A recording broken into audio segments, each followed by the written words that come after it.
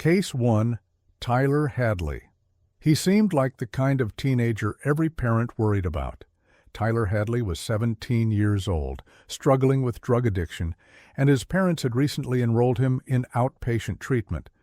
But when that failed, and Blake and Mary Jo Hadley found an inpatient rehab program for their son, Tyler made a decision that would shock the nation. He decided to throw a party. Tyler Hadley grew up in Port St. Lucie, Florida, in what appeared from the outside to be a typical middle-class home. His father, Blake, was 54 years old, and his mother, Mary Jo, was 47. Both parents loved their son and had tried everything they could think of to help him overcome his addiction. Throughout his teenage years, Tyler had fallen deeper into drug use. He skipped school regularly and had been involved in a string of criminal activities. His sentencing documents would later reveal a troubling pattern of behavior that included drug sales, arson, vandalism, theft, and aggravated battery. There was also a $15,000 civil lawsuit pending after Tyler had hit and injured a child while driving his father's car in June 2010. Despite all of this, Blake and Mary Jo never gave up on their son. They enrolled him in an outpatient drug treatment program, hoping it would be enough to turn things around. It wasn't. Tyler continued using drugs. As his 18th birthday approached, his parents grew desperate. They found an inpatient treatment program and told Tyler he would be going. According to prosecutors, this was the moment that sealed their fate. Tyler did not want to go to rehab. A few weeks before the murders, Tyler began telling friends about his plans. He told one friend exactly what he was going to do, explaining that having a big party after killing his parents had never been done before. It was as if he saw the murders not as a tragedy, but as an opportunity for something unique, something that would make him memorable. On the afternoon of July 16, 2011, Tyler posted on his Facebook wall at 12:15 p.m. The message was brief and casual. "Party at my crib tonight. Maybe." He had already made up his mind. Hours before he murdered his parents, he was inviting people over. Shortly before 5 p.m. that evening, Tyler took 3 pills of ecstasy. The drug coursed through his system as he prepared for what came next. His mother, Mary Jo, was working on her computer in the family room, unaware of the danger. Tyler stood behind her. Then he struck her with a hammer. He hit her again and again until she stopped moving. His father, Blake, was also in the house. Tyler attacked him next. The details of Blake's murder were equally brutal. When both of his parents were dead, Tyler moved their bodies to the master bedroom. He piled furniture on top of them, creating a makeshift barrier. Then he hid their phones and locked the family's black Labrador in a closet, perhaps worried the dog would alert someone to what had happened. Tyler used his parents' credit cards to fund the party. He was spotted at an ATM when a camera captured him withdrawing money from their accounts. He picked up friends and bought supplies. By the time the sun set that evening, people started arriving at the Hadley house. Around 60 people attended the party that night. They filled the house with music, laughter, and conversation. Several guests would later say they noticed a strange smell, something off about the air in certain rooms. Some described it as the smell of dead bodies, though most didn't register what they were smelling at the time. They drank, they danced, and they had no idea that just feet away, behind a bedroom door, Tyler's parents lay dead. During the party, Tyler told several people what he had done. Most didn't believe him. It seemed too outrageous, too impossible. But one friend, Michael Mandel, took him seriously. Tyler went on a walk with Mandel and confessed the crime in detail. When they returned to the party, Mandel made his way to the master bedroom and discovered the bodies of Blake and Mary Jo exactly where Tyler said they would be. Mandel did not leave the party immediately. He continued to spend a few more hours with Tyler. At some point, he even took a selfie with him. 4 hours after discovering the bodies, Mandel finally left the party and called a local crime hotline to report the murders. Police arrived at the Hadley home and arrested Tyler. The party was over. Investigators found the bodies of Blake and Mary Jo Hadley in the master bedroom, still covered by the furniture Tyler had stacked on top of them. The house that had been filled with music and celebration just hours earlier was now a crime scene. Tyler Hadley was charged with 2 counts of first-degree murder. The evidence against him was overwhelming. He had confessed to friends during the party. He had used his parents' credit cards to pay for the event, and the bodies were found exactly where he said they would be. In the years that followed, Tyler's case moved through the legal system. He pleaded no contest to both counts of first-degree murder. Prosecutors argued that Tyler had murdered his parents because he didn't want to go to the inpatient rehab program they had found for him. The defense did not dispute the facts of the case. In 2014, Tyler Hadley was sentenced to life in prison without the possibility of parole. The judge, after reviewing the evidence and hearing from both sides, determined that Tyler's actions warranted the harshest possible punishment. Tyler was 17 years old at the time of the murders, but he was tried as an adult. At sentencing, he showed little emotion. Tyler remains incarcerated in a Florida state prison. He has spent more than a decade behind bars and will spend the rest of his life there. The case became one of the most notorious examples of parricide in recent memory, not because of the violence itself, but because of what came after. The image of teenagers dancing and laughing in a house where 2 people had just been murdered captured something deeply disturbing about the crime. What made the case stand out was the callousness. Tyler didn't flee after killing his parents. He didn't try to hide what he had done. Instead, he invited dozens of people over and turned their deaths into a social event. The party was not a cover-up. It was the point. Tyler wanted people to know what he had done. He wanted to be remembered. For the community of Port St. Lucie, the case was a nightmare. Parents struggled to comprehend how a teenager could do something so brutal and then celebrate it. The story raised difficult questions about teen drug use, parental desperation, and the lengths some families go to in trying to save their children. Blake and Mary Jo Hadley had tried everything. They had enrolled Tyler in treatment. They had found him help. And in the end, he killed them for it. Even today, the name Tyler Hadley remains synonymous with one of the most disturbing crimes of the 2010s. The case continues to be discussed in true crime circles, not just for the murders themselves, but for the twisted logic that led a teenage boy to throw a party on top of his parents' bodies. The selfie that Michael Mandel took with Tyler that night became a haunting symbol of the crime, a reminder that evil can wear the face of an ordinary teenager at an ordinary party. The fallout extended far beyond the Hadley family. Friends who attended the party carried the trauma of learning they had been celebrating in a house with 2 dead bodies. Michael Mandel faced intense scrutiny for not reporting the murders immediately. The case sparked a broader conversation about how communities respond to troubled teens and whether more could have been done to prevent the tragedy. How could someone so young kill his own parents and then act as if nothing had happened?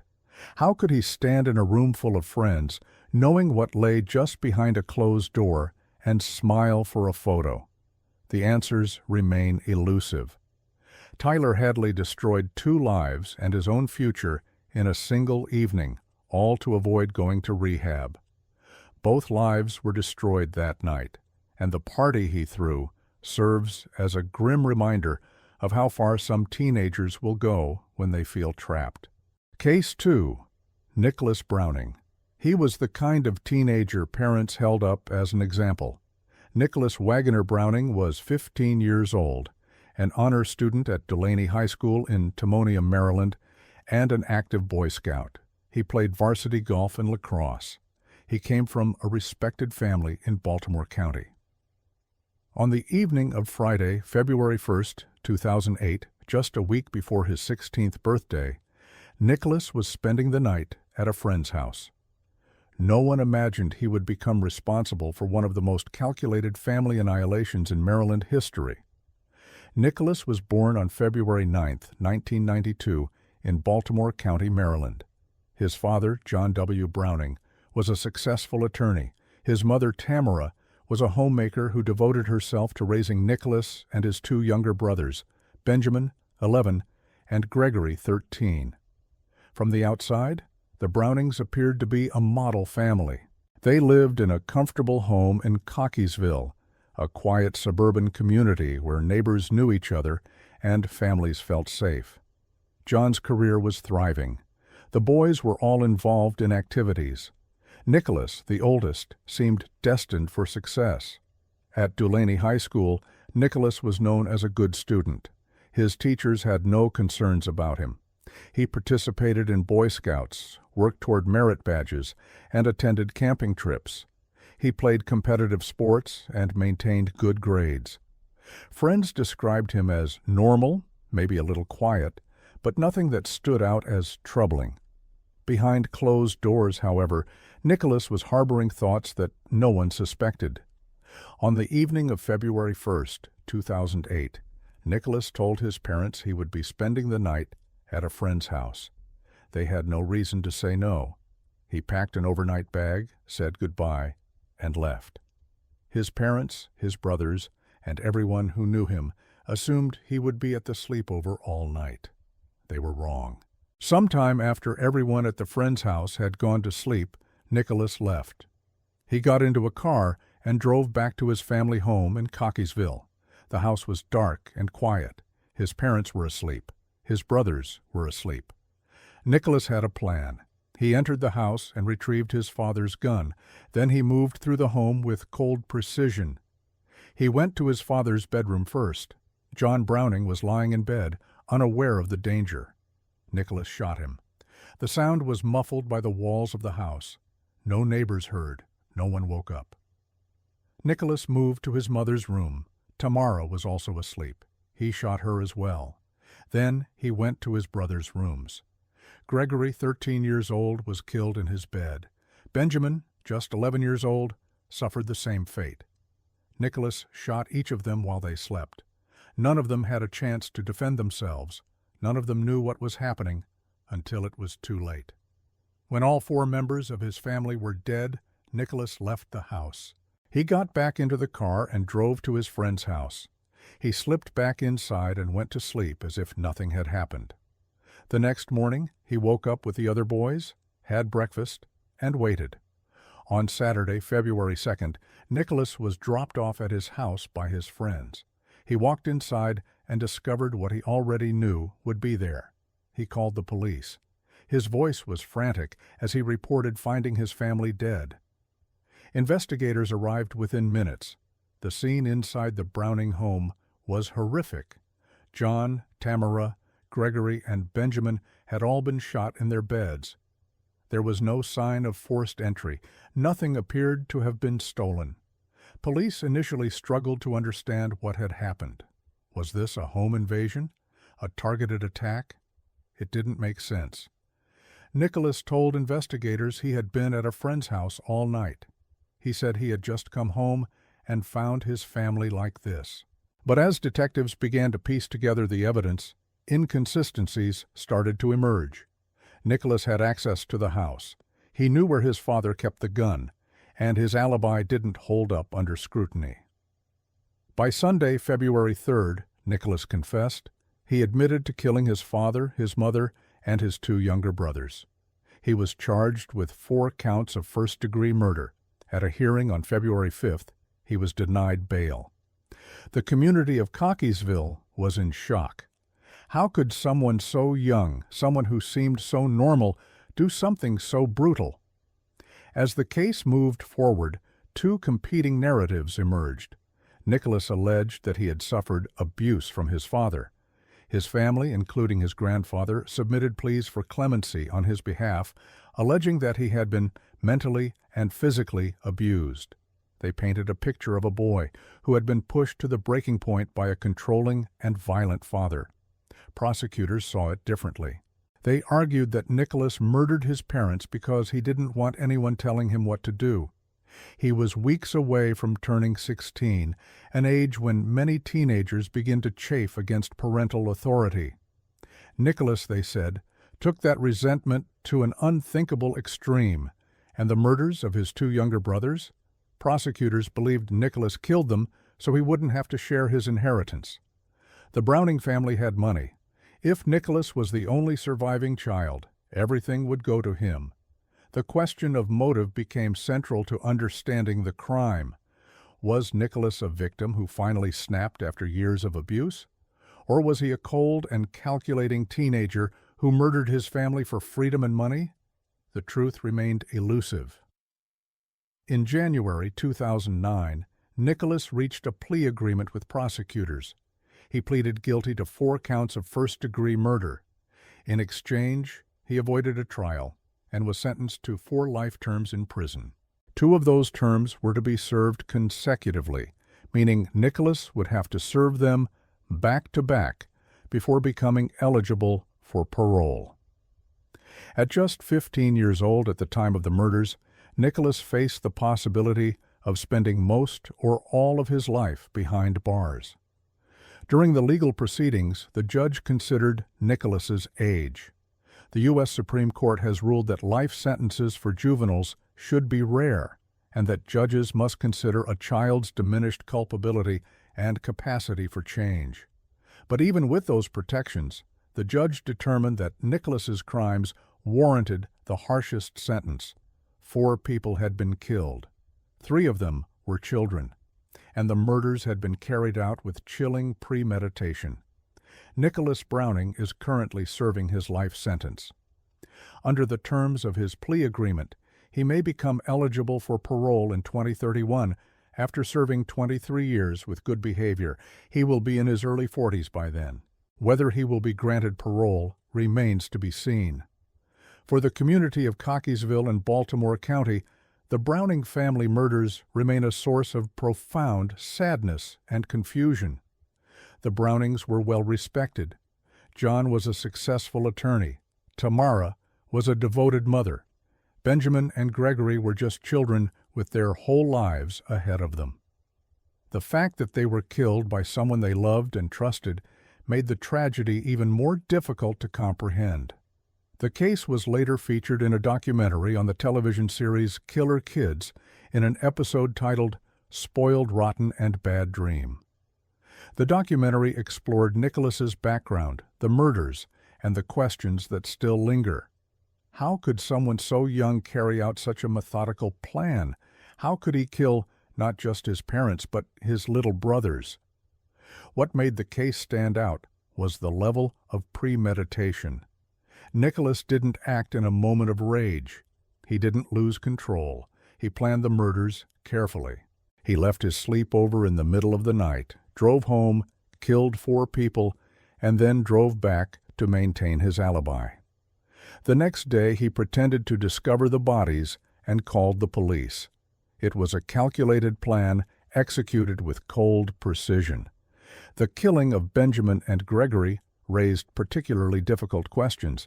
Even if one accepts that Nicholas had grievances against his parents, what could possibly justify murdering 2 young boys as they slept? Prosecutors believed the answer was simple: inheritance. Nicholas didn't want to share. He wanted everything for himself, and the only way to ensure that was to eliminate his brothers. How much responsibility can a child bear when premeditation is so clear? Nicholas was just 15 years old, but his actions showed planning and awareness of what he was doing. He knew right from wrong. He knew his family would die. He did it anyway. The line between childhood and accountability has never been more blurred.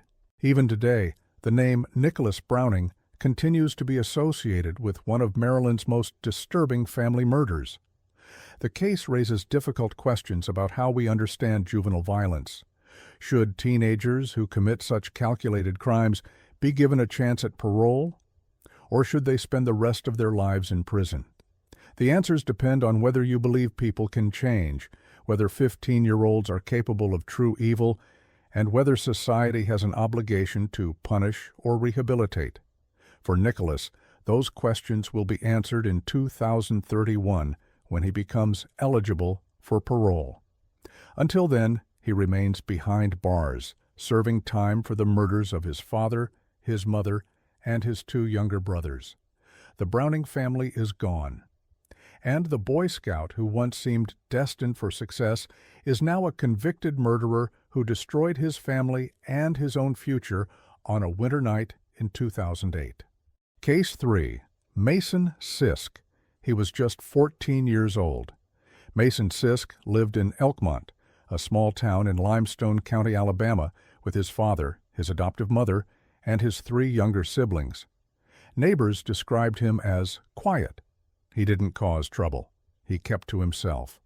On the night of September 2, 2019, Mason took a gun and methodically shot 5 members of his family in the head as they slept. The youngest victim was only 6 months old. The Sisk family lived in a modest home in Elkmont, a close-knit community where people knew their neighbors and families looked out for one another. John Wayne Sisk, 38, worked to support his family. His wife, Mary Sisk, 35, had adopted Mason and was raising him alongside their 3 biological children, Kane, 6, Aurora, 4, and baby Coulson, who was just 6 months old. From the outside, they appeared to be a normal family trying to build a life together. Mason was the oldest child in the home. At 14, he was entering high school and navigating the challenges that come with adolescence. Teachers and classmates later said they hadn't noticed anything particularly concerning about him. He was quiet, but not in a way that raised alarm. He didn't have a history of violence. He hadn't been in trouble with the law. There were no documented warning signs that suggested he was capable of what came next. On the evening of September 2, 2019, the Sisk family went to bed. John and Mary were in their bedroom. Kane, Aurora, and baby Coulson were in their rooms. The house was quiet. Everyone was asleep. Mason retrieved a gun from somewhere in the home. Then he moved through the house, room by room. He shot his father in the head as he lay in bed. John Wayne Sisk died without waking up. Mason moved to the next room and shot his adoptive mother, Mary. She also died in her sleep. Then he went to his siblings' rooms. Kane, just 6 years old, was shot in the head. Aurora, 4 years old, suffered the same fate. And then Mason went to the room where baby Coulson was sleeping. The infant was only 6 months old. Mason shot him in the head. All 5 members of the Sisk family were killed in their beds. None of them had a chance to defend themselves. None of them knew what was happening. The house fell silent again. When police arrived at the scene on September 2nd, Mason told them a story. He said he had been in the basement playing video games when he heard gunshots. He said he ran upstairs and saw a vehicle pulling away from the house. He claimed that someone had broken in and killed his family. Investigators listened to his account and began their work. The scene inside the Sisk home was devastating. 5 people had been shot execution style in their beds. The victims ranged in age from 6 months to 38 years old. There was no sign of forced entry. Nothing appeared to have been stolen. The story Mason had told didn't add up. As investigators dug deeper, they began to focus on Mason. His story had inconsistencies. The physical evidence didn't support the idea of an intruder, and Mason had access to the gun that was used in the killings. Within hours, Mason's story began to fall apart. Eventually, he confessed. He admitted that he had killed his father, his adoptive mother, and his 3 younger siblings. Mason Sisk was arrested and charged with multiple counts of capital murder. At just 14 years old, he became one of the youngest people in Alabama history to face such serious charges. The community of Elkmont was in shock. How could someone so young do something so horrific, and why would he kill a baby? The question of motive haunted the investigation. Mason never provided a clear explanation for why he killed his family. There was no history of severe abuse documented in the home. There were no reports of major conflicts between Mason and his parents. Investigators searched for answers but found none that made sense. The murders appeared to be senseless, carried out by a teenager for reasons that remain unclear even today. As the case moved through the legal system, Mason was held in juvenile detention. Because of his age at the time of the crime, there were questions about how he should be tried and what kind of sentence he could receive. The U.S. Supreme Court has ruled that mandatory life sentences without parole for juveniles are unconstitutional, except in the rarest of cases. Judges must consider a child's age, their capacity for change, and the circumstances of the crime before imposing such a sentence. Mason's trial took place in April 2023, nearly 4 years after the murders. He was 18 years old by then. A jury heard the evidence and deliberated. They returned guilty verdicts on multiple counts of capital murder. The facts were not in dispute. Mason had killed 5 people, including 3 young children and an infant. At the sentencing hearing in September 2023, Circuit Judge Chadwick Wise faced a difficult decision. He had to determine whether Mason's crimes warranted life without the possibility of parole, the harshest sentence that could be imposed on someone who was 14 at the time of their offense. Judge Wise reviewed the evidence carefully. He considered Mason's age. He considered the Supreme Court's guidance on juvenile sentencing, and he considered the nature of the crime. In his written sentencing order, Judge Wise described the murders as ghastly, disturbing, and draped in unmitigated evil. He noted that all 5 victims had been killed as they lay in bed, defenseless and unaware. He wrote that the circumstances of the Sisk case were much more appalling than other cases where life sentences had been upheld for juvenile defendants.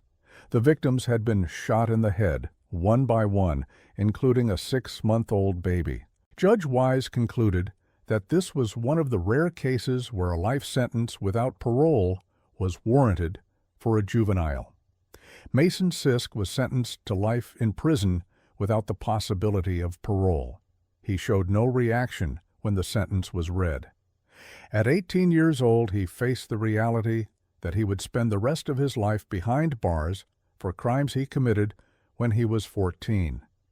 The prosecutor in the case, Limestone County District Attorney Brian Jones, later said that Mason was one of the most frightening people he had ever prosecuted. He told reporters that out of all the defendants he had faced in his career, only 4 or 5 truly scared him, and Mason was at the top of that list. Mason Sisk is currently serving his sentence in an Alabama state prison. He will never be eligible for parole. He will never leave prison. The 5 members of his family are gone, and he is the reason why. For the community of Elkmont, the murders were a nightmare that no one could have predicted. The Sisk family had lived among them. The children had played in the neighborhood. John and Mary had been trying to build a life for their family. And in one night, a 14-year-old boy ended all of it. The case raises difficult questions about how we understand violence committed by children. Mason Sisk was 14 years old when he killed 5 people. At that age, most teenagers are still in middle school. They're still learning who they are. Their brains are still developing. The Supreme Court has recognized this, ruling that juveniles are different from adults and should generally be treated differently by the justice system.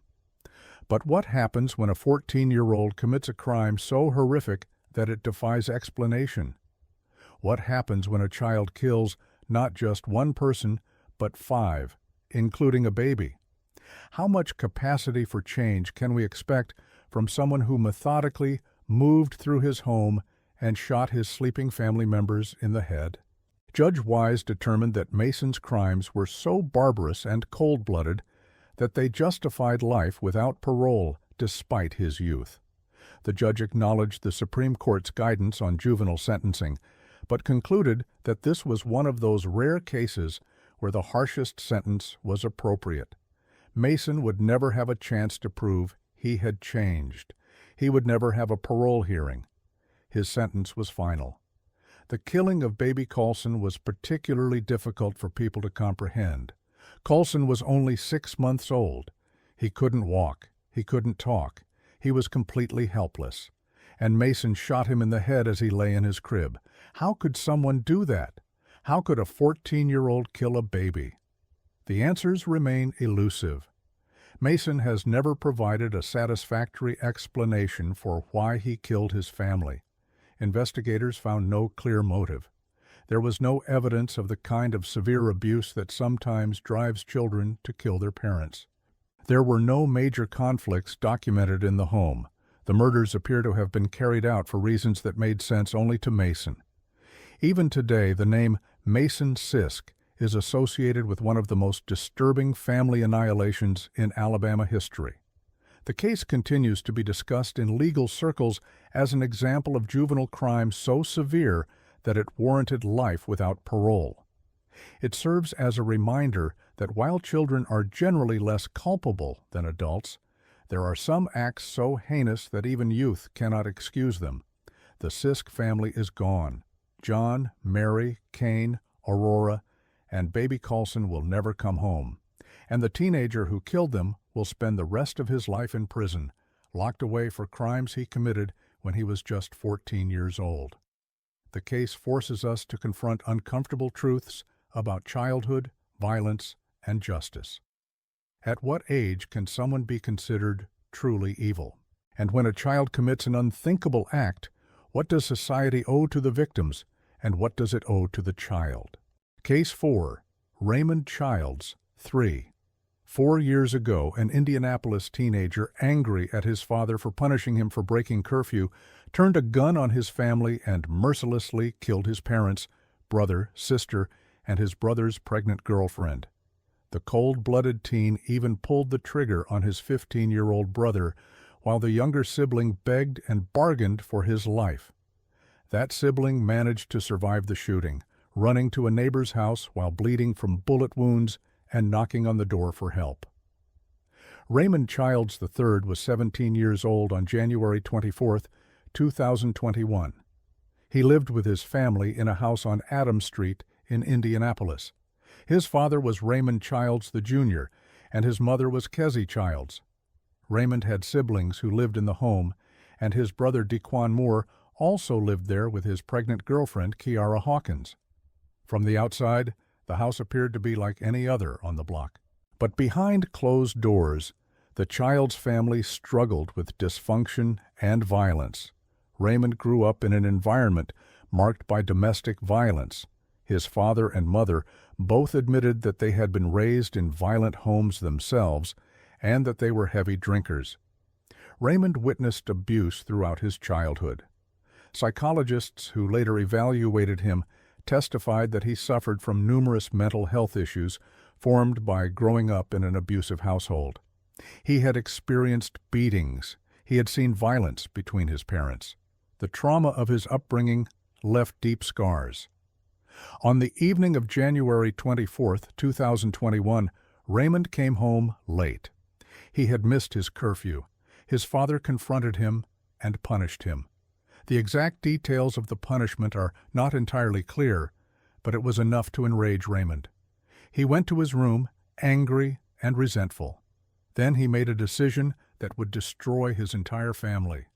Raymond retrieved a gun. He moved through the house systematically. He shot his father, Raymond Childs Jr. He shot his mother, Kezzie Childs. He shot his siblings, Rita Childs and Elijah Childs. He shot his brother, Dequan Moore. And he shot Dequan's pregnant girlfriend, Kiara Hawkins, who was carrying Raymond's unborn niece or nephew. 6 people in total were shot.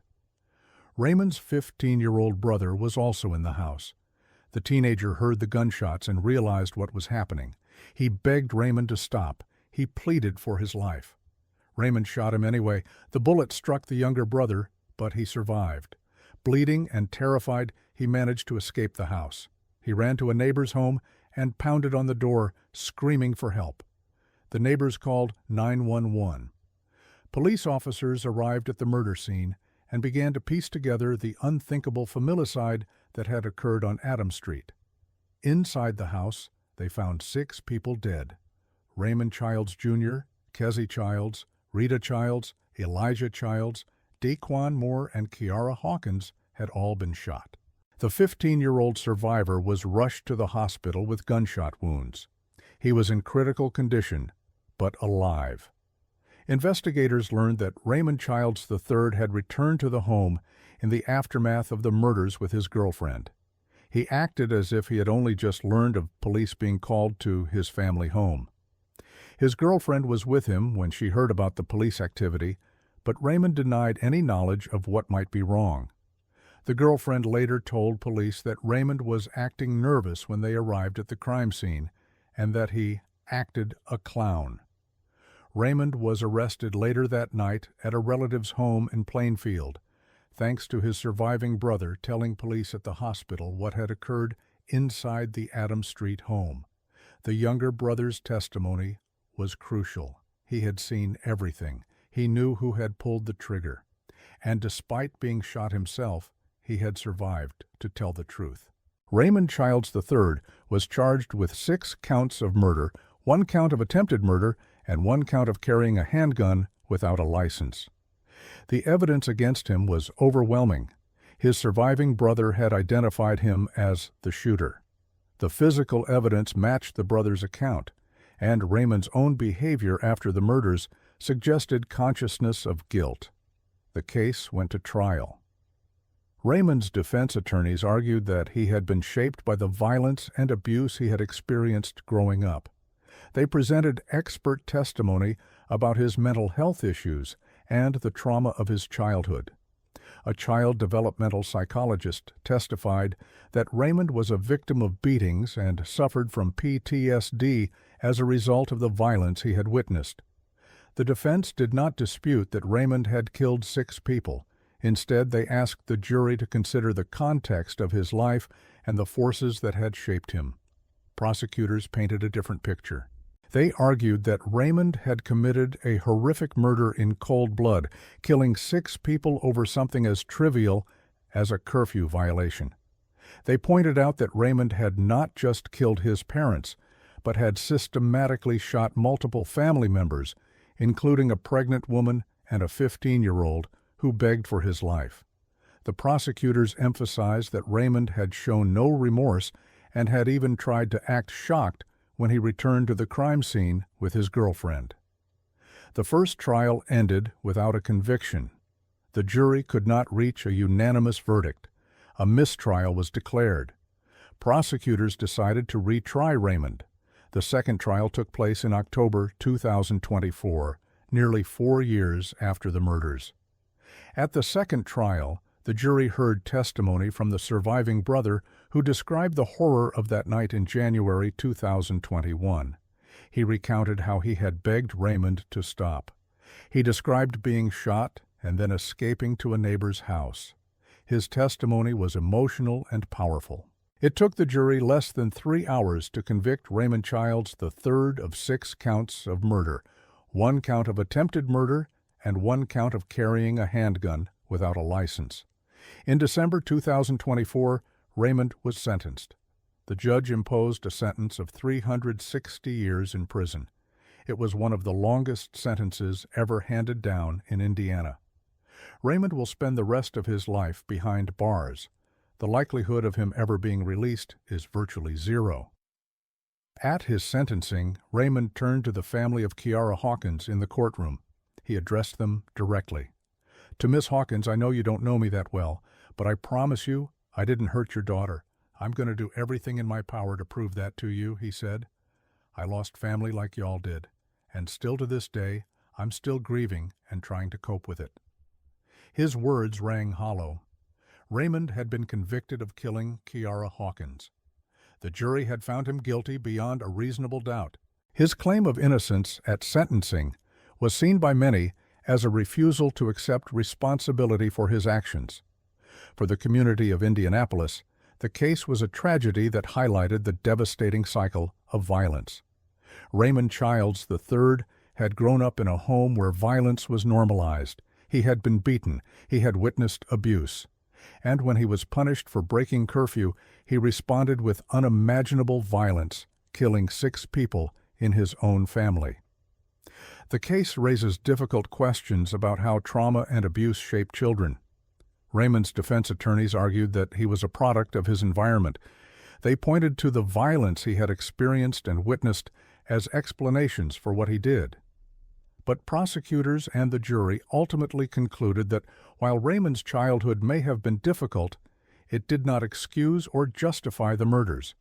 The surviving brother's courage was remarkable. At just 15 years old, he had been shot by his own sibling. He had watched his family be killed. And then he had run for help, potentially saving his own life in the process. His testimony at trial was crucial to securing the conviction. He had to relive the trauma of that night in front of a courtroom full of strangers. But he did it, and justice was served as a result. Raymond Childs III is now serving his 360-year sentence. He will likely never leave prison.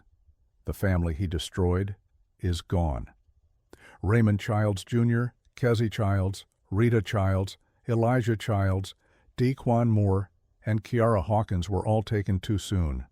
The unborn child that Kiara was carrying never had a chance at life. The fallout extended far beyond the child's family.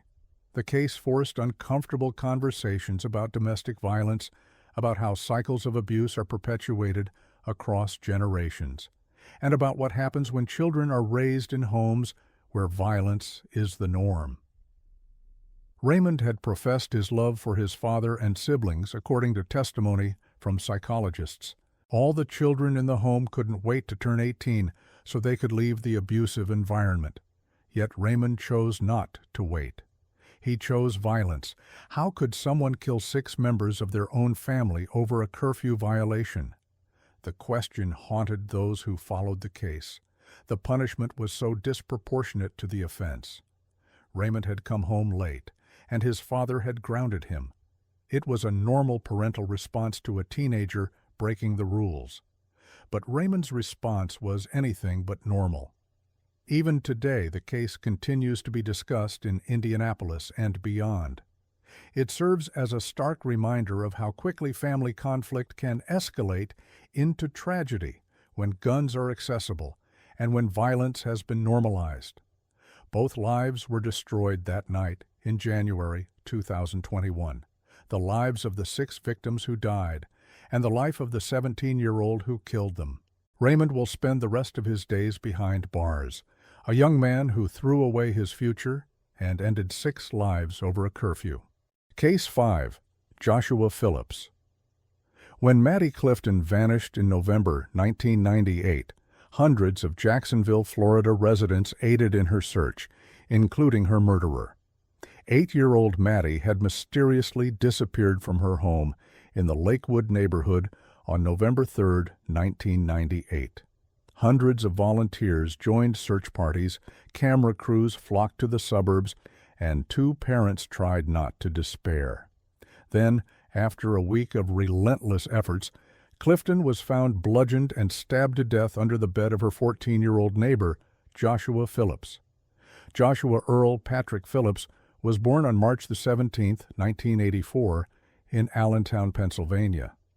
In the early 1990s, his family moved to Jacksonville and settled across the street from the Clifton family in the Lakewood neighborhood. Joshua was 14 years old in November 1998. Neighbors described him as quiet and friendly. His schoolteacher said he was a popular student who did not stand out, describing him as fun and silly. He had no arrests or history of violence prior to what happened on November 3rd. Maddie Clifton was born on June 17, 1990. She was 8 years old, artistic, and loved music. She had been raised for a while by her grandparents along with her siblings. Joshua and Maddie were friends and playmates. Maddie's mother, Sheila, confirmed the friendship and said she never had any reason to be afraid of Joshua. Maddie's father, Steve, said his daughter enjoyed playing with Joshua. Maddie's sister, Jessie, who also used to play with Joshua, described him as a pretty decent kid before the murder. On November 3, 1998, Maddie was told to play outside. It was a time when parents allowed their children to roam free in the neighborhood. According to Joshua's account, Maddie came to his house that afternoon asking him to come outside and play baseball. Joshua agreed, even though he was not allowed to have friends over while his parents were not home. His father, Steve Phillips, was known to be incredibly strict and violent toward his wife and son. Steve also became furious if other children were in the house without him present. What happened next has been the subject of dispute for more than 2 decades.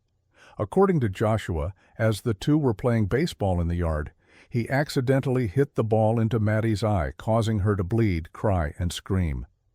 Joshua panicked, knowing his father would be home soon and fearing his reaction. He dragged Maddie into his house. Joshua said that the clothing came off Maddie's lower body as he dragged her. He hit her with the baseball bat to stop her from screaming, then put her under the base of his bed.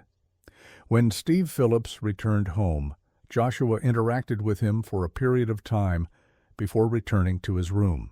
When Joshua discovered that Maddie was still alive and moaning under his bed, he removed the mattress, cut her throat, and stabbed her in the chest 7 times with a knife from his Leatherman multi-tool. Then he put his water-filled mattress back on the bed frame. At approximately 5 p.m. on November 3rd, Sheila Clifton reported her daughter missing to the police. The Lakewood neighborhood became the center of a massive search effort. Hundreds of volunteers searched the area. The case gained national media attention. Maddie's face was everywhere. And for the next 7 days, Joshua Phillips slept in his bed, just feet above Maddie's decomposing body. Joshua joined in the search efforts with his family. He helped distribute flyers. He talked to neighbors. He acted concerned about Maddie's disappearance. Police Detective John Hackney later recalled speaking with Joshua during the search. He said Joshua sat on his bed, petting his dog, and was cool as a cucumber, absolutely not shocked by law enforcement being in his house.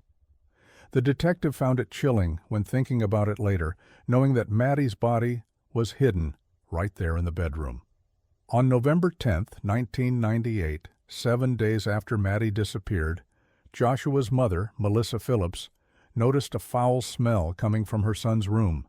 She also noticed a wet spot on the carpet near his bed. When she investigated, she discovered Maddie's body stuffed inside the base of Joshua's waterbed. She called 911 immediately. Police arrived and recovered Maddie's body. The autopsy revealed that she had been struck multiple times, stabbed at least 9 times, and her throat had been cut. The autopsy found no evidence of sexual assault. Investigators noted several discrepancies in Joshua's story. Prosecutors pointed out that no blood was found in the backyard or on the baseball that Joshua said he had struck Maddie with. They also noted that the lack of dirt and sand on Maddie's body did not support Joshua's assertion that her clothes came off as he dragged her into his room. Joshua Phillips was arrested and charged with first-degree murder. Despite being only 14 years old at the time of the crime, he was tried as an adult. The trial was moved from Duval County to Polk County over concerns about the publicity in Jacksonville. Joshua's lawyer, Richard Nichols, made a surprising decision. He did not call a single witness for the defense. Prosecutors later said this was a risky strategy.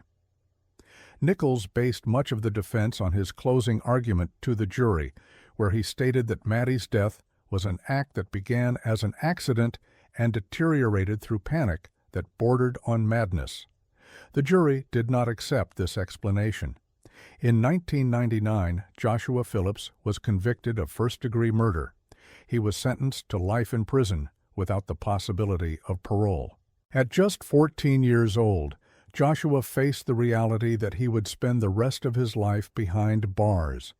For the Clifton family, the verdict brought some measure of justice, but it could never bring Maddie back. Sheila and Steve Clifton had to live with the knowledge that their daughter had been murdered by someone they trusted, someone who lived across the street, someone Maddie considered a friend. The funeral for Maddie was held on October 1, 2006, and was attended by 500 people. After the murder, Maddie's family started an initiative called Pumpkins for Cassie to honor her memory and support the Pocatello Animal Shelter and Idaho Food Bank. The case gained national attention and was featured on the television program 48 Hours in a 1999 documentary titled Why Did Josh Kill? The documentary explored the question that haunted everyone who followed the case. Why would a 14-year-old boy kill his 8-year-old friend and neighbor? Years later, the legal landscape for juvenile offenders changed. In 2012, the U.S. Supreme Court ruled in Miller v. Alabama that mandatory sentences of life without parole for juveniles convicted of murder were unconstitutional. The court held that judges should consider children's diminished culpability and heightened capacity for change before imposing such severe sentences. In September 2016, Joshua's attorneys successfully appealed, and he was granted a new sentencing hearing. The hearing was held in June 2017. At the hearing, Maddie's mother, Sheila Clifton, requested that his sentence be upheld.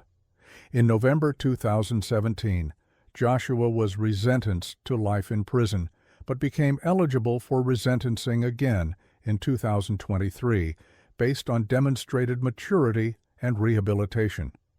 In December 2019, the Florida First District Court of Appeal upheld the life sentence, saying it would be reviewed again and could be modified in 2023.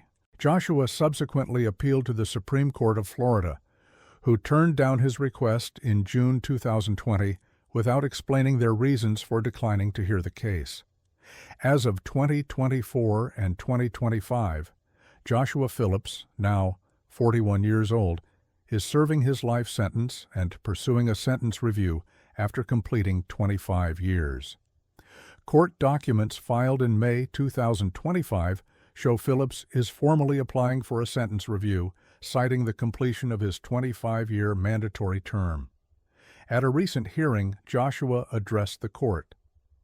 "I don't pretend to know or understand your pain or to grasp the void that I've created in your lives," he said. The question of whether Joshua's account of what happened is accurate remains unresolved. Did he accidentally hit Maddie with a baseball and then panic, as he claims? Or was the murder more deliberate than he has admitted? The lack of blood evidence in the backyard suggests that his story may not be entirely truthful. But the truth of what happened that day may never be fully known. What is known is that for 7 days, Joshua Phillips slept in his bed while Maddie Clifton's body decomposed underneath him. He joined search efforts. He helped distribute flyers. He acted as though he had no idea what had happened to his friend. The ability to maintain that facade for an entire week speaks to a level of compartmentalization that remains deeply disturbing. Officials who were involved in Joshua's prosecution have subsequently expressed contrition over the severity of his sentence. Some have questioned whether life without parole was appropriate for a 14-year-old, regardless of the crime.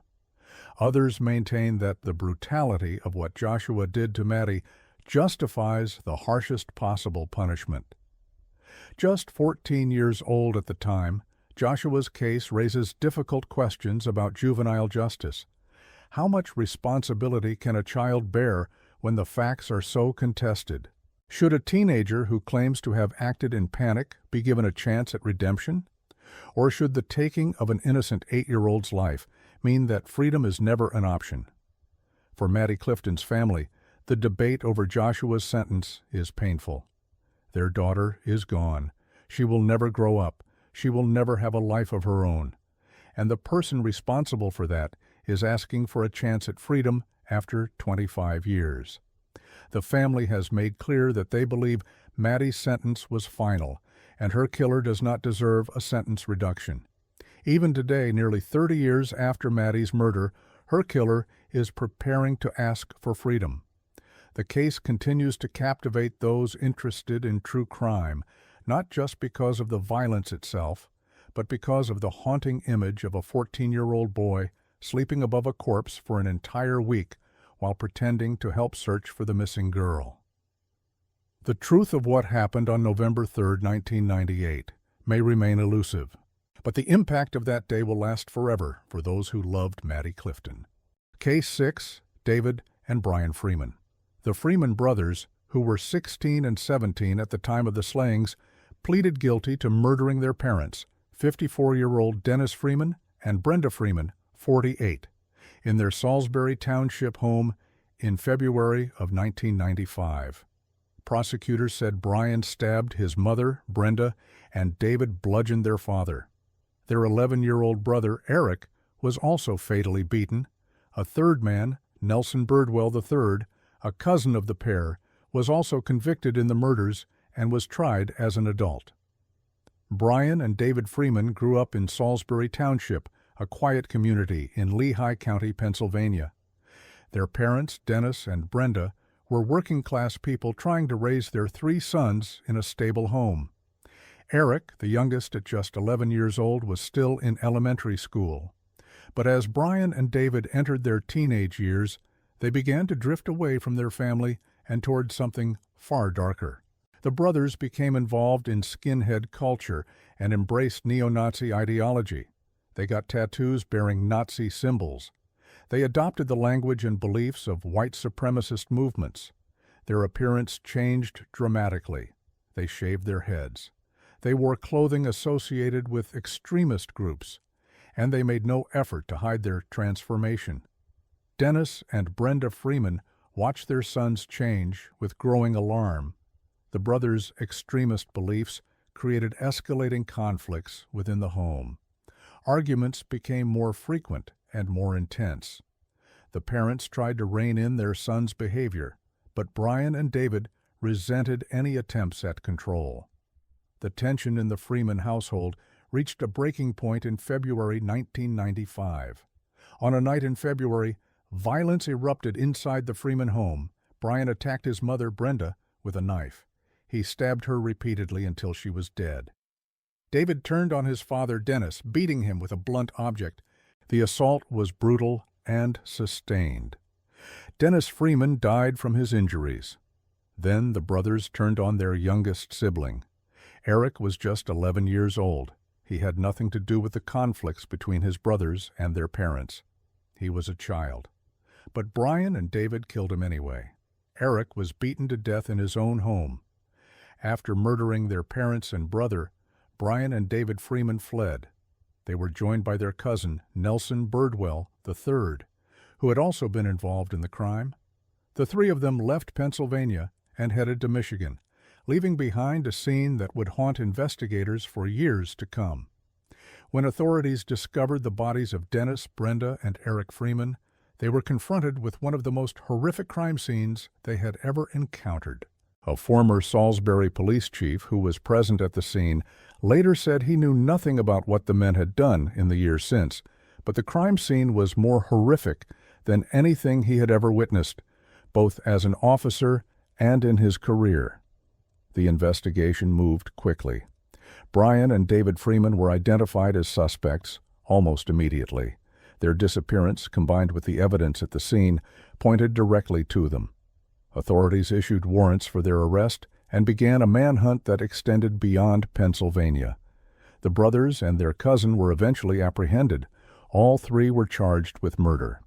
Nelson Birdwell III was tried as an adult despite his young age. Brian and David Freeman, facing overwhelming evidence, made the decision to plead guilty. In 1995, both brothers pleaded guilty to murdering their parents and their younger brother. They were sentenced to life in prison with no possibility of parole. At 16 and 17 years old, they faced the reality that they would spend the rest of their lives behind bars. The judge who sentenced them made clear that the brutality of the crimes and the senseless murder of an 11-year-old child warranted the harshest possible punishment. For nearly 3 decades, Brian and David Freeman remained in prison. The case faded from the headlines, but the memory of what they had done lingered in Lehigh County. The Freeman family was gone. 3 people had been murdered in their own home by 2 teenage boys who had been radicalized into violence. In recent years, the legal landscape for juvenile offenders has changed. The U.S. Supreme Court has issued multiple rulings on juvenile sentencing, holding that mandatory life sentences without parole for juveniles are unconstitutional except in the rarest cases. Courts must now consider the age of the defendant, their capacity for change, and the circumstances of the crime before imposing life without parole on someone who was under 18 at the time of the offense. In February 2024, nearly 29 years after the murders, Brian and David Freeman returned to court for a resentencing hearing. The hearing was required under the Supreme Court's rulings on juvenile life sentences. Prosecutors and defense attorneys appeared before a judge to argue whether the Freeman brothers should continue to serve life without parole or whether their sentences should be modified. Neither Brian nor David Freeman attended the hearing. Both brothers chose to remain in their jail cells rather than appear in person when video from the crime scene was played at the Lehigh County Courthouse in Allentown. Their absence spoke volumes. Even after 29 years, the brothers showed no willingness to confront what they had done or to face the court. The resentencing hearing proceeded without them. The judge reviewed the evidence from 1995. The brutality of the murders was undeniable. 3 people had been killed in their own home. An 11-year-old child had been beaten to death, and the perpetrators had shown no remorse in the nearly 3 decades since. The outcome of the resentencing hearing was that both brothers would remain incarcerated. The judge determined that despite their youth at the time of the crimes, the nature of what they had done warranted continued imprisonment. Brian and David Freeman are still serving their sentences in Pennsylvania state prisons. The case raises difficult questions about radicalization and youth violence. Brian and David Freeman were not born neo-Nazis. They were not born with hatred in their hearts. Something happened during their teenage years that led them down a path toward extremism. They embraced an ideology built on hate. They adopted symbols and beliefs associated with some of the darkest chapters in human history. And ultimately, that ideology contributed to the murder of their own family. How do teenagers become radicalized? What pipeline leads a child from a normal upbringing to violence driven by extremist beliefs? The Freeman brothers' case highlighted these questions in 1995, and they remain relevant today. Extremist movements continue to recruit young people.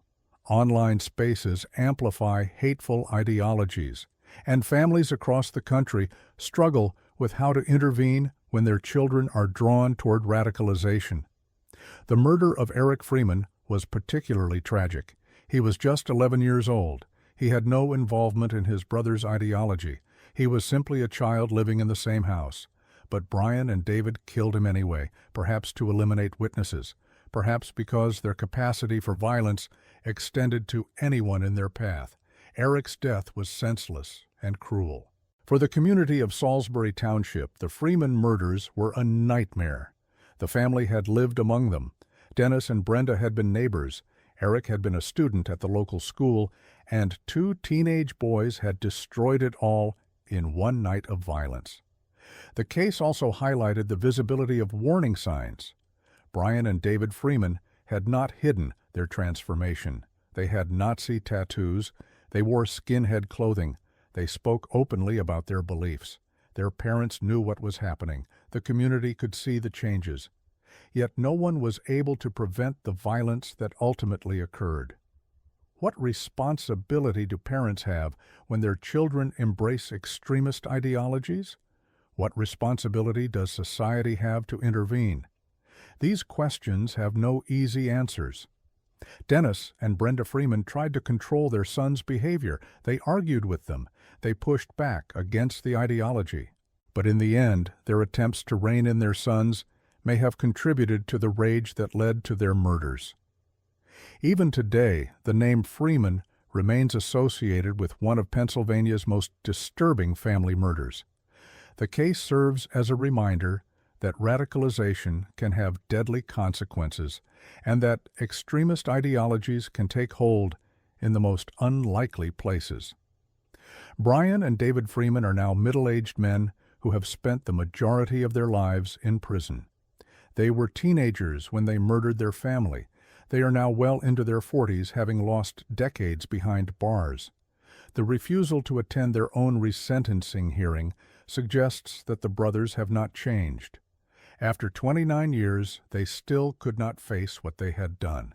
They could not sit in a courtroom and take responsibility. Their absence was a final act of disrespect to the memory of their parents and their younger brother. Dennis, Brenda, and Eric Freeman are gone.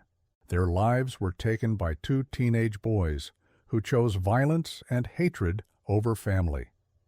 And the brothers who killed them will spend the rest of their lives in prison, a consequence of choices they made when they were just 16 and 17 years old. The case forces us to confront uncomfortable truths about how radicalization destroys families and how quickly extremist beliefs can lead to unthinkable violence. Case 7, Brian Draper and Tori Adamczyk. It was like a real-life horror movie. Cassie Jo Stoddart, a beautiful, smart, and kind 16-year-old, was found brutally murdered in a relative's Idaho home where she had been dog-sitting for the weekend. On Sunday, September 24, 2006, a woman frantically told a 911 dispatcher that there was a girl dead on the floor. She was missing a finger. Brian Lee Draper was born in Sandy, Utah, on March 21, 1990. Tori Michael Adamczyk was born and raised in Pocatello, Idaho, on June 14, 1990. After spending most of his childhood in Utah, Brian's family eventually settled in Idaho. Brian met Tori when they were both sophomores at Pocatello High School. Both boys were interested in films and started recording videos of their own. They became close friends, bonding over their shared obsession with horror movies. Cassie Jo Stoddart was born on December 21, 1989, in Pocatello. She was 16 years old in September 2006, a junior at Pocatello High School, along with Brian and Tori. She was known for being artistic and having a love for music. Cassie, Brian, and Tori were all classmates and acquaintances. Looking for fame and pleasure, Brian and Tori wanted to go on a killing spree, hoping to outdo Eric Harris and Dylan Klebold, the perpetrators of the Columbine High School massacre, as well as the fictional killers from the horror film they were obsessed with. Brian and Tori made videotapes detailing their plan and motive. They mentioned Harris and Klebold in their homemade videos and were reportedly planning an attack similar to Columbine. The boys recorded themselves with a video camera in the days leading up to the murder, documenting their intentions and their excitement about what they were planning to do.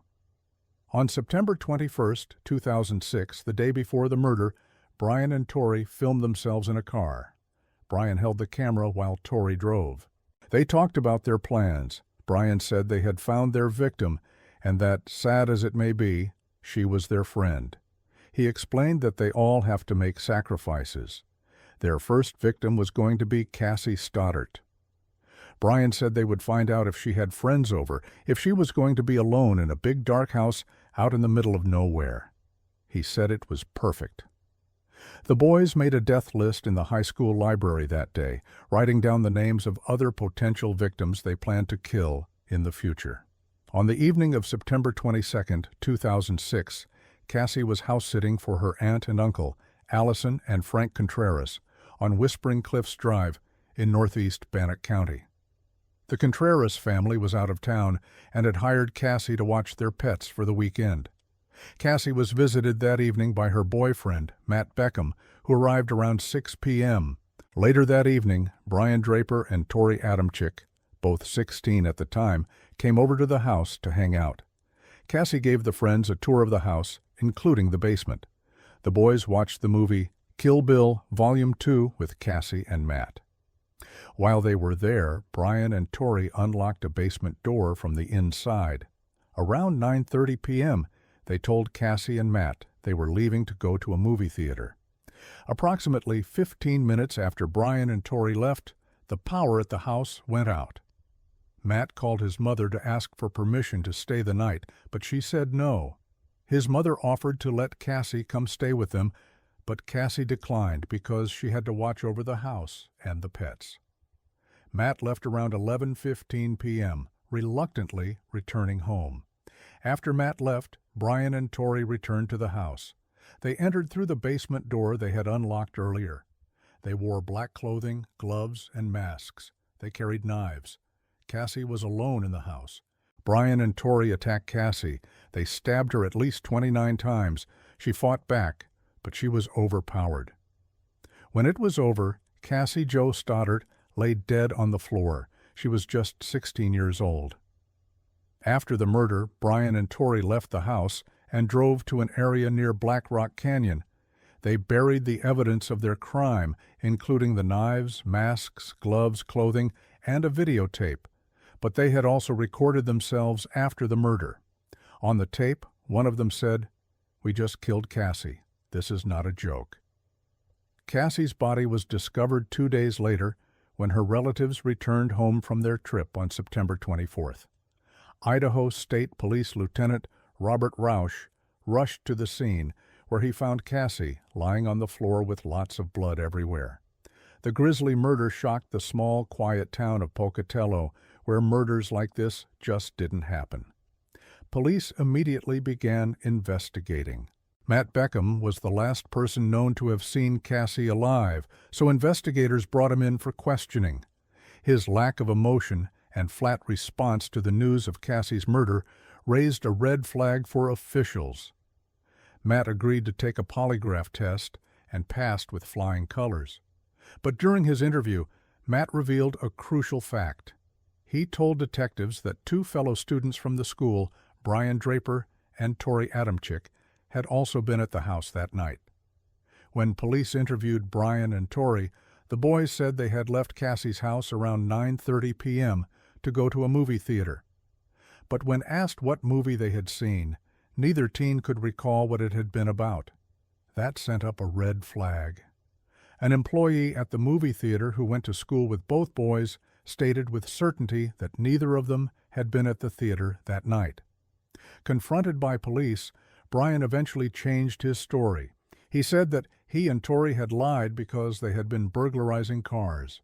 He denied having anything to do with Cassie's murder. Brian agreed to take a polygraph test the next day. But before the exam began, he became distraught. Accompanied by his parents, Brian made a statement to detectives. He said that he and Tori had secretly returned to the home where Cassie was staying. They turned off the power to frighten her and wore masks to disguise themselves. Brian claimed that he was shocked when Tori started stabbing Cassie. He said it was supposed to be a joke. Brian led detectives to the area near Black Rock Canyon where he and Tori had buried the evidence. Investigators recovered the knives, gloves, boots, clothes, and a burned videotape. Forensic experts were able to restore portions of the tape. What they found was chilling. The videotape showed Brian and Tori planning the murder in detail. It showed them at the high school on September 21st, making their death list. It showed them in the car talking about killing Cassie. And it showed them after the murder, covered in blood, celebrating what they had done. The tape captured their excitement and their pride. They talked about being sick psychopaths who got pleasure out of killing other people. They said they wanted to be just like the killers in the movie they were obsessed with. Brian Draper and Tori Adamczyk were charged with first-degree murder and conspiracy to commit murder. Both were tried as adults. They had separate trials in 2007. The videotape evidence was presented to both juries. It was damning. Brian was found guilty of first-degree murder and conspiracy to commit murder in April 2007. Tori's trial started just over a month later, and he was found guilty of the same charges in June 2007. In August 2007, both were sentenced to life in prison without the possibility of parole, plus an additional 30 years for the conspiracy charge. During Tori's trial, prosecutors revealed details from the videotapes that made clear the extent of the planning. The boys had discussed their admiration for the Columbine killers. They had made lists of other students they wanted to kill. They had talked about becoming famous. The sentencing judge noted that the pair had methodically and intelligently planned to murder. Despite their youth, the judge concluded that this was the type of rare, barbarous, cold-blooded, horrific act that justified the harshest punishment. The sentencing judge stated that based on all the evidence, he was convinced beyond a reasonable doubt that if either of them were released, they would kill again. Brian Draper and Tori Adamczyk are both serving their life sentences at the Idaho State Correctional Institution. Over the years, their defense attorneys have filed multiple appeals, arguing that life without parole for juveniles is unconstitutional. The appeals have been denied. In December 2017, the Idaho Supreme Court affirmed Tori's sentence. In November 2019, a federal court rejected Tori's petition for relief. The courts have consistently held that the brutality and premeditation of the crime justify the sentence, despite the defendant's youth at the time. In 2024, Brian and Tori were called to testify in another murder trial. The defense in that case argued that there were other suspects who had not been investigated by authorities. Neither Brian nor Tori testified, and the defendant in that case was found guilty. The case became known as the Scream Killers because of the boys' obsession with horror films and their stated desire to recreate the violence they had seen on screen. The videotape they made became crucial evidence and a haunting artifact of their crime. It showed two teenage boys planning a murder, carrying it out, and then celebrating. It showed them making a list of future victims. It showed their complete lack of remorse. In 2010, the Stoddart family filed a civil lawsuit against the Pocatello School District, claiming that school authorities were negligent and should have known that Brian and Tori posed a threat to others. Both the civil court and the Idaho Supreme Court dismissed the case, saying the actions of the killers were not foreseeable. For Cassie's family, the loss was devastating. The funeral for Cassie was held on October 1, 2006, and was attended by 500 people. After the murder, the family started an initiative called Pumpkins for Cassie to honor her memory and provide support for the Pocatello Animal Shelter and the Idaho Food Bank. The case raised difficult questions about media influence on violence. Did watching horror movies cause Brian and Tori to commit murder? Or were they already predisposed to violence and simply used the movies as inspiration? The answer is not clear. What is clear is that two teenage boys became fixated on fame and violence, and they decided that killing their classmate was the way to achieve both. The death list that Brian and Tori created showed that Cassie was intended to be the first of many victims. They had a dozen other student names on that list. Their goal was to commit an attack similar to Columbine. If they had not been caught, more people would have died. How could two 16-year-old boys plan and execute a murder with such cold calculation? How could they celebrate it on camera? The videotape evidence provides a window into their mindset, but it does not fully explain what drove them to violence. Brian and Tori were living in their own personal horror movie fantasy, as investigators described it. They had blurred the line between fiction and reality, between entertainment and murder. Even today, the case of Brian Draper and Tori Adamczyk continues to be discussed as an example of how dangerous obsessions can become. The videotape they made remains one of the most disturbing pieces of evidence in modern criminal history. It shows two teenage boys who were so desperate for notoriety that they were willing to kill their friend. Cassie Jo Stoddart paid the price for their twisted ambitions, and Brian and Tori will spend the rest of their lives in prison for what they did on that September night in 2006. Case 8. Eric and John Witte. On September 1, 1981, a teenage boy murdered his father. 3 years later, Eric's grandmother, Elaine Witte, 74, was killed with a crossbow.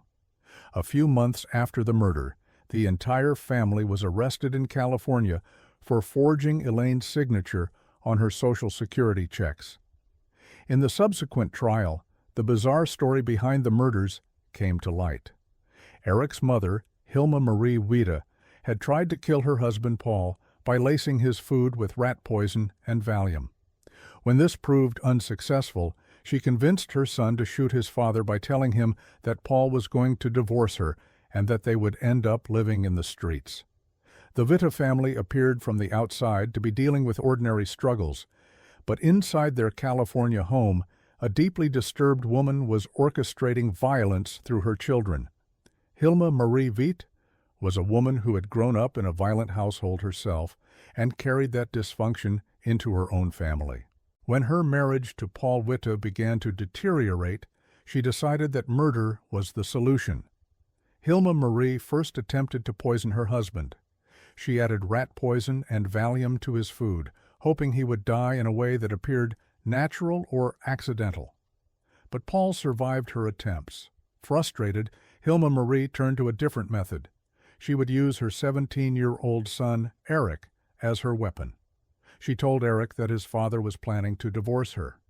She painted a dire picture of their future, claiming they would end up homeless and destitute if Paul left them. Eric was just 17 years old. He believed his mother. He trusted that she was telling him the truth about the threat his father posed to their family's survival. And so, when she asked him to kill Paul, Eric agreed. On September 1st, 1981, Eric Witte shot and killed his father, Paul Witte. The murder took place in the family home. Eric's younger brother, John, who was only 11 years old at the time, witnessed the killing. The image of his brother shooting their father would stay with John for the rest of his life. After Paul's death, Hilma Marie took control of what remained of her family. She had successfully manipulated her teenage son into committing murder, and she had done so without facing any immediate consequences. The authorities did not suspect foul play in Paul's death. Hilma Marie and her sons continued living together, bound by the terrible secret of what had happened. For 3 years, the family carried on. Eric knew he had killed his father. John knew what his brother had done, and that their mother had orchestrated it. The household was marked by dysfunction, manipulation, and the weight of violence that had already been committed. But Hilma Marie was not finished. In 1984, Hilma Marie decided that her mother-in-law, Elaine Witte, needed to die. Elaine was 74 years old and Paul's mother. The exact reasons for Hilma Marie's decision remain unclear, but what is known is that she once again turned to one of her sons to carry out the killing. This time, she convinced John, now 14 years old. Hilma Marie told John that his grandmother was going to kick them out of the house. She convinced him that killing Elaine was necessary for the family's survival. John had witnessed his father's murder 3 years earlier. He had grown up in a home where his mother's word was absolute, and where violence was presented as a solution to problems. At the trial, John later stated what his mother had told him. She said he could strangle his grandmother or use his crossbow. John chose the crossbow. On a day in 1984, John killed Elaine Witte.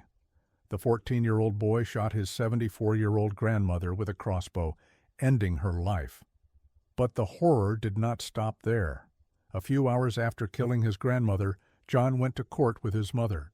They were inquiring about receiving disability benefits from Paul's death 3 years earlier. The macabre scene of a teenager who had just committed murder sitting in a courthouse with his mother, calmly discussing financial matters, speaks to the level of dysfunction and dissociation that Hilma Marie had created in her family. When they returned home that night, the family began the gruesome task of disposing of Elaine's body. Hilma Marie and her 2 sons cut up the body with a knife and a chainsaw. They dismembered Elaine Witte, reducing her remains to pieces that could be transported and hidden. Then Hilma Marie and her boys scattered the dismembered body throughout California, disposing of the remains in various locations to prevent discovery. For months, it appeared they had gotten away with both murders. But authorities eventually became suspicious when someone began forging Elaine's signature on her Social Security checks. An investigation was launched, and the entire family was arrested. During questioning and the subsequent trial, the truth emerged. Eric confessed that he had killed his father in 1981 because his mother had convinced him it was necessary. John confessed that he had killed his grandmother in 1984, also at his mother's direction, and the full extent of Hilma Marie Vita's manipulation and control became clear to prosecutors and the court. The legal system faced a difficult question. How should the brothers be punished when they had clearly been manipulated by their mother? Eric had been 17 when he killed his father. John had been just 14 when he killed his grandmother. Both had acted under their mother's influence. Both had been raised in an environment of violence and dysfunction. But both had also taken lives. The court ultimately determined that Hilma Marie Vita bore the primary responsibility for the murders. She received a sentence of 90 years in prison. She was the architect of the violence, the person who had turned her sons into killers. Her manipulation of Eric and John was recognized as a form of abuse that had led directly to 2 deaths. Eric Witt received a 5-year sentence for killing his father. The relatively short sentence reflected the court's recognition that he had been manipulated by his mother when he was still a teenager.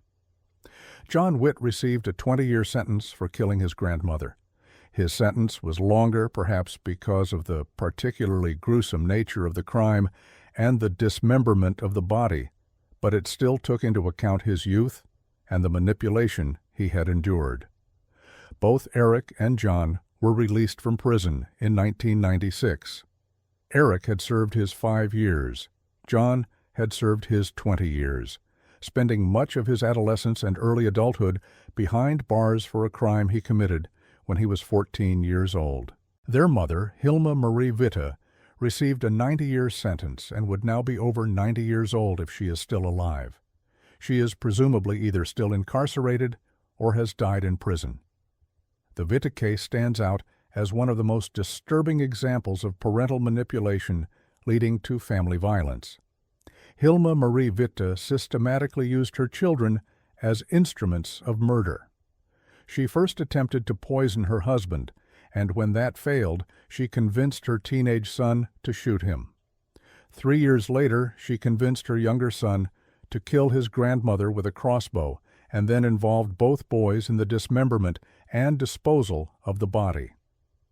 The question of where victimhood ends and culpability begins is at the heart of the Vita case. Eric and John were both victims of their mother's abuse and manipulation. They grew up in a household where violence was normalized and where their mother exerted complete control over them. But they were also perpetrators who took the lives of their father and grandmother. The court tried to balance these realities in the sentences it imposed. The 3-year gap between the murders showed the sustained nature of Hilma Marie's control. After successfully manipulating Eric into killing Paul in 1981, she maintained her grip on the family for 3 more years before orchestrating another murder. The fact that she could convince her younger son to commit the same type of violence his brother had committed demonstrated the depth of her manipulation. The escalation of violence was also notable. Paul was shot, which was brutal but relatively quick. Elaine was killed with a crossbow, and then her body was dismembered with a chainsaw and scattered across California. The grotesque disposal of Elaine's remains added a layer of horror to the crime that went beyond the killing itself. For Eric and John, life after their release must have been extraordinarily difficult. They had both spent significant time in prison. They had both committed murders at their mother's urging. They had lost their father to violence, their grandmother to violence, and effectively, their mother to prison. How does someone rebuild a life after that kind of trauma and culpability? The case raises difficult questions about parental responsibility and the vulnerability of children to manipulation. Hilma Marie Witte should have been protecting her sons. Instead, she weaponized them. She turned them into killers to serve her own purposes. First, she used Eric to eliminate her husband. Then she used John to eliminate her mother-in-law. Both times, she convinced her sons that murder was necessary for the family's survival. The Witte brothers' story is a reminder that children raised in environments of manipulation and violence can be shaped into perpetrators even as they remain victims themselves. The courts recognized this complexity in sentencing Eric to 5 years and John to 20 years, while giving their mother 90 years. The legal system acknowledged that the true villain in this case was Hilma Marie Witte, the woman who destroyed her family through lies, manipulation, and violence. Even today, the Witte case remains one of the most bizarre and disturbing examples of family murder. The image of a mother convincing one son to shoot his father, then convincing another son 3 years later to kill his grandmother with a crossbow, and then involving both sons in dismembering the body, is almost beyond comprehension. But it happened. And it serves as a stark illustration of how parental manipulation can turn children into instruments of destruction. Case 9. Zachary Davis.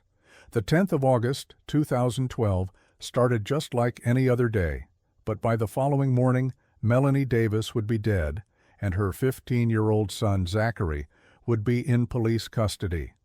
Just 15 years old at the time, Zachary bludgeoned his mother to death with a sledgehammer and attempted to kill his brother. What caused him to commit such a gruesome act?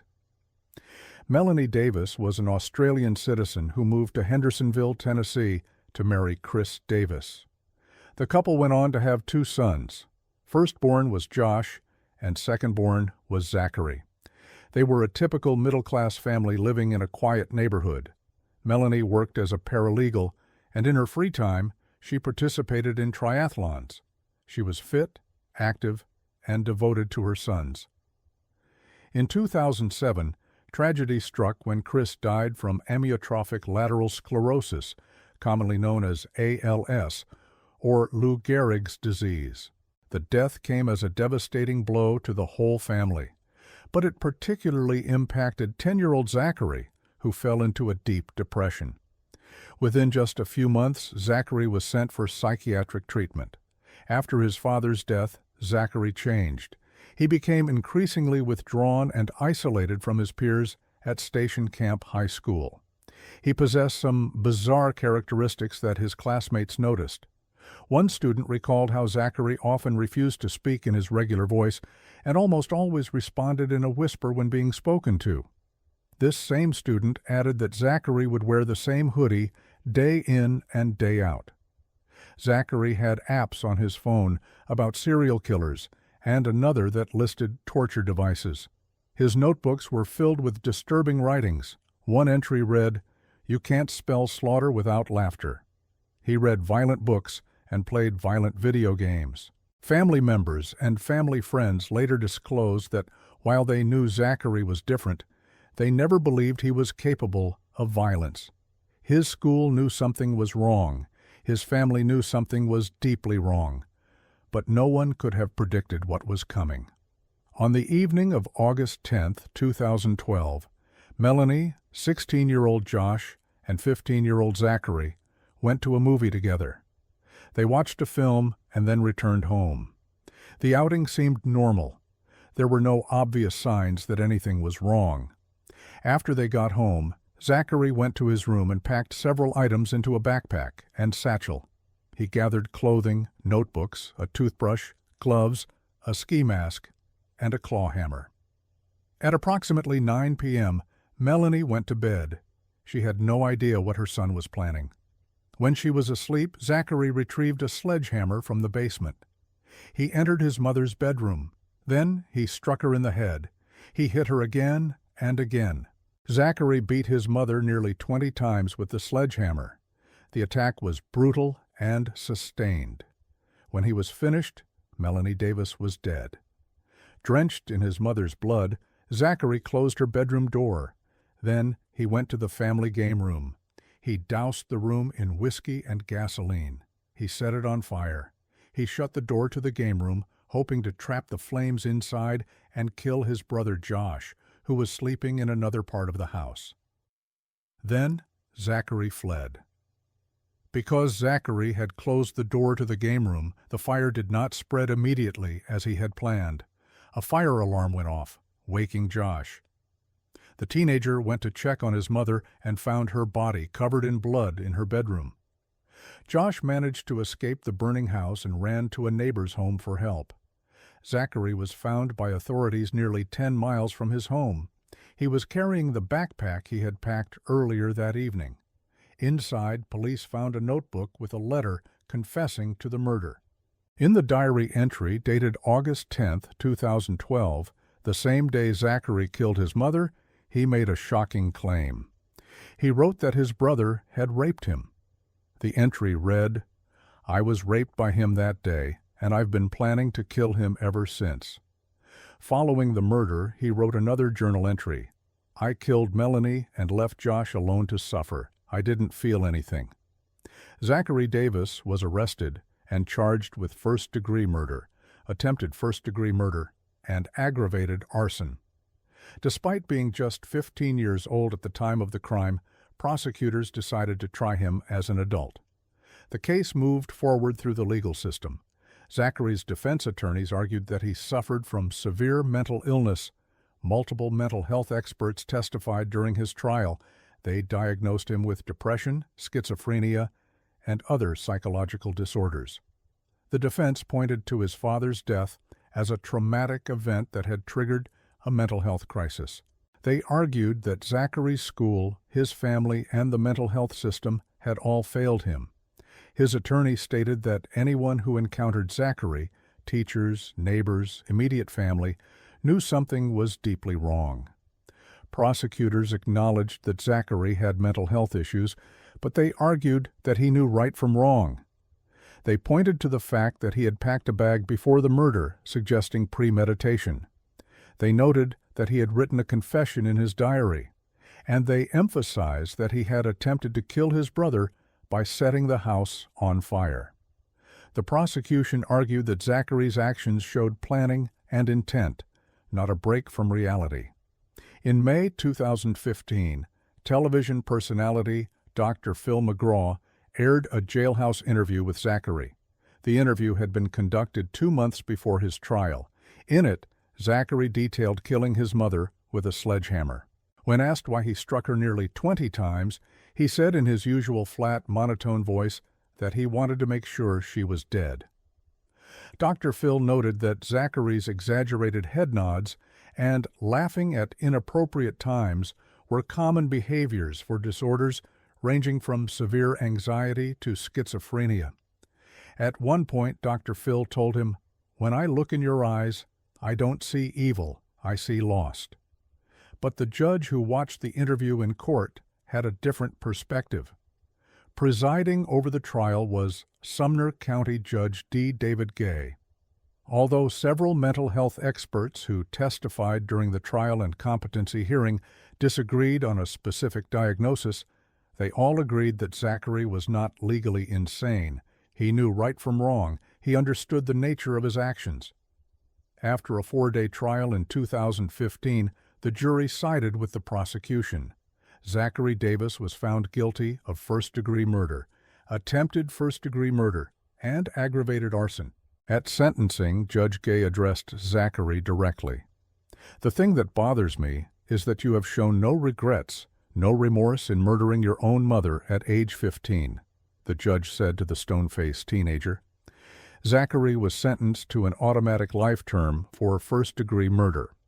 Judge Gay added 20 years each for the attempted murder charge and the arson charge. In total, Zachary must serve a minimum of 71 years before he will be eligible for parole. He will be in his 80s before he has any chance of freedom. Family members testified that they had never believed anything was seriously wrong with Zachary. While yes, he was different, nothing could have indicated that he was capable of such violence. Text messages between Zachary and his mother showed pleasantries exchanged just the day before he killed her. A forensics expert who examined Zachary's phone found no evidence of a deteriorating relationship with his mother. The allegation that Josh had raped Zachary was investigated, but never substantiated. Josh denied the claim. There was no physical evidence to support it. Prosecutors believed Zachary had fabricated the story to justify his attempt to kill his brother. The diary entry appeared to be a retroactive justification rather than a genuine account of abuse. Zachary Davis is currently serving his sentence. He has shown no remorse for his actions. Sumner County District Attorney Ray Whitley stated after the sentencing, "I think that Zach Davis is a little bit smarter and a little bit wilier than we give him credit for." The case raised difficult questions about mental illness, culpability, and the juvenile justice system. How much responsibility can a child bear when mental illness is at play? Zachary clearly had psychological problems. His father's death had traumatized him. He had been in treatment. He exhibited warning signs that were visible to everyone around him. But despite all of that, he planned and carried out a brutal murder. The failure of intervention was perhaps the most tragic aspect of the case. Zachary's school knew something was wrong. His family knew. Mental health professionals had evaluated him. Yet no one was able to prevent the violence. The systems that should have protected both Zachary and his family failed. For Melanie Davis's family and friends, the loss was unbearable. She had worked hard to support her sons after her husband's death.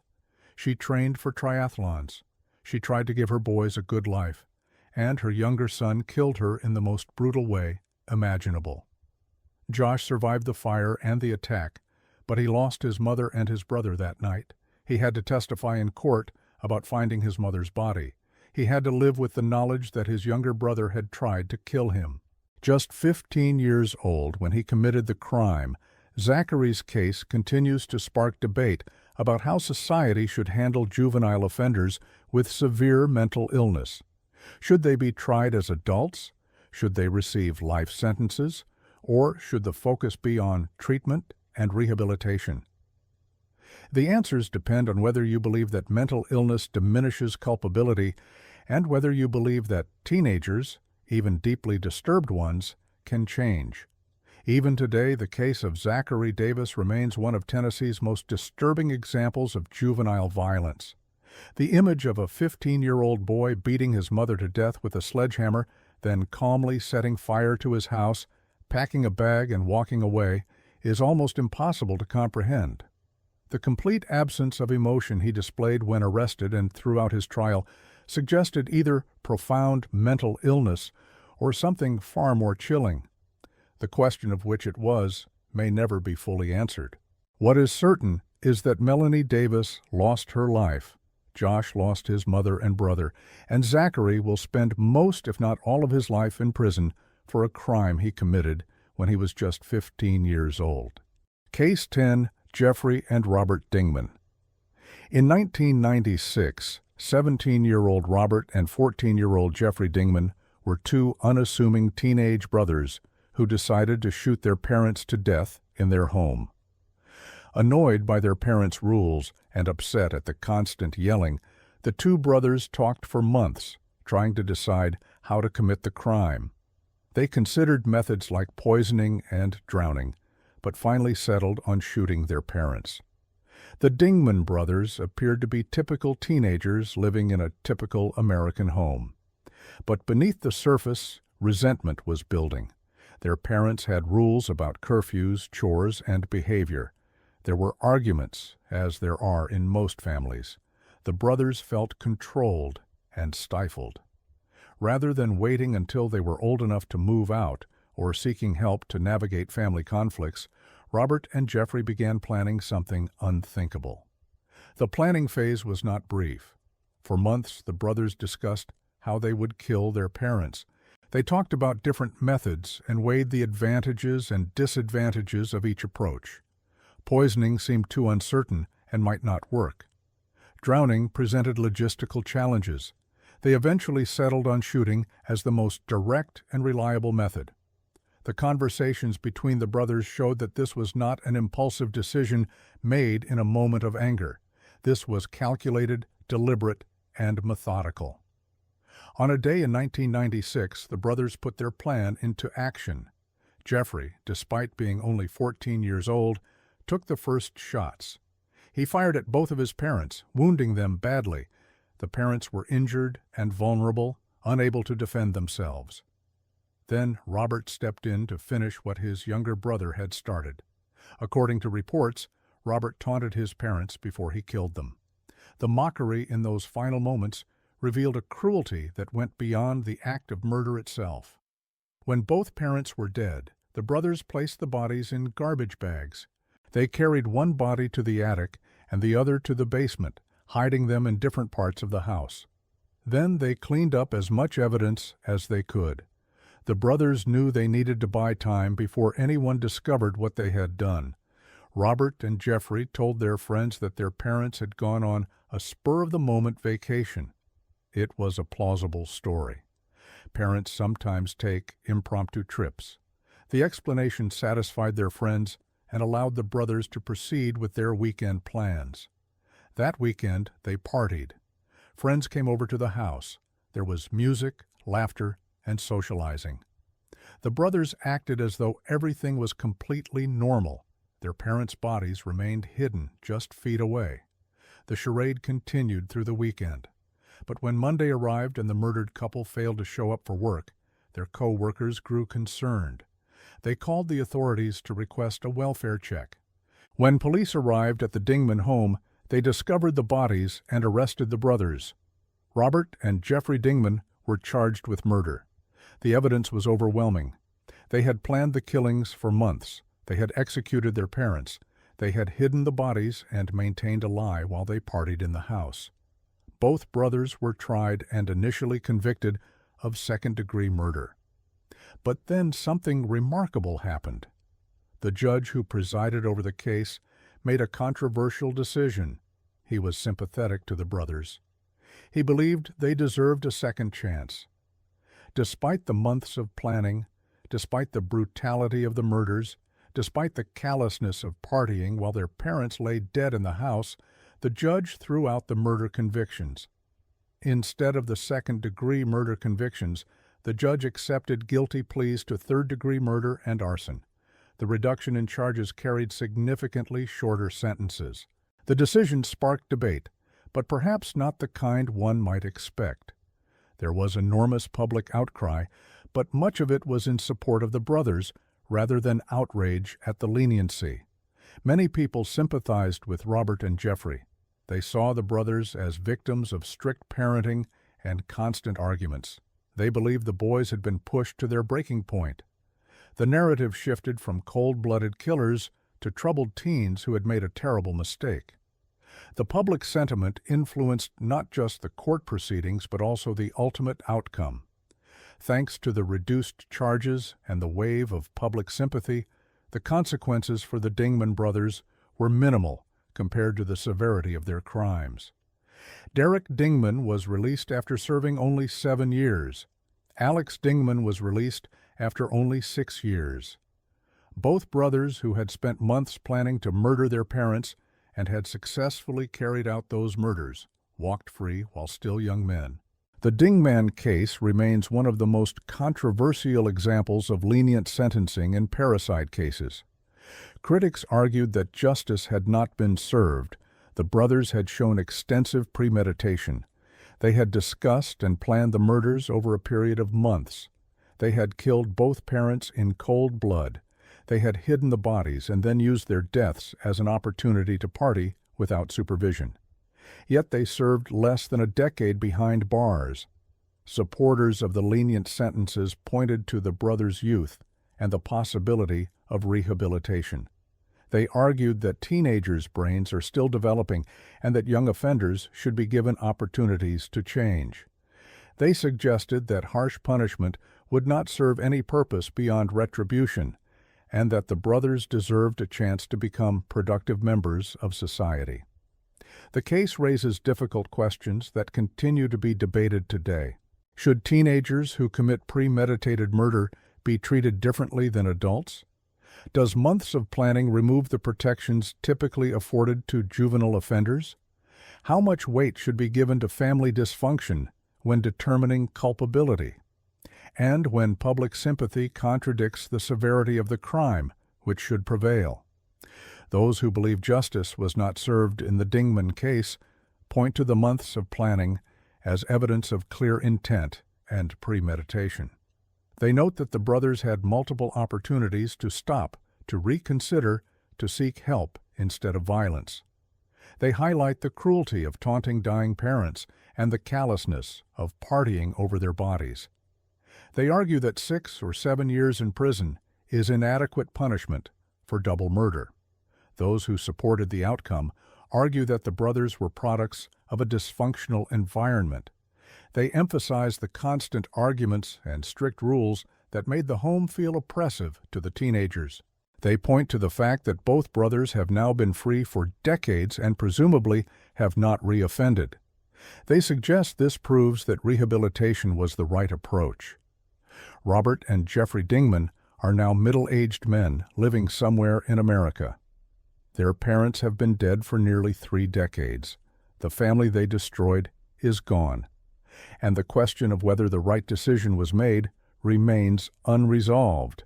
How do we balance the recognition that teenagers are different from adults with accountability for months of planning and brutal execution?